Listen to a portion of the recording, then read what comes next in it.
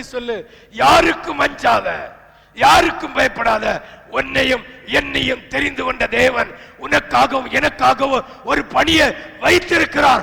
அதை முடியாது வரைக்கும் ஒருவரும் நம்மை அசைக்க முடியாது. ஒருவரும் நம்மை அசைக்க முடியாது. அசைப்பார்கள், ஒருவேளை கொலை அசைந்து தொலைந்து விடும், கொப்பு முறிந்து விடும், வேறு நீதிமானுடைய வேற ஒருவரும் அசைக்க முடியாது. உபத்திரம் வரலாம், நிந்தைகள் வரலாம், வேதனைகள் வரலாம், துக்கங்கள் வரலாம், ஆனால் அடிமரத்தின் வேறு அசைக்கப்படுவதில்லை. இது கர்த்தருடைய வார்த்தை. யாருக்காகவும், எந்த ராஜாவுக்காகவும், எந்த அதிபதிகளுக்காகவும், எந்த உலகத்தினுடைய அதிகாரிகளுக்காகவும், எந்த விசுவாசிகளுக்காகவும் இந்த 66 புஸ்தகத்தில் இருக்கிற உபதேசத்தை மாற்றி அமைத்தால் கர்த்தருடைய எரிச்சல் வந்து விழும் என்று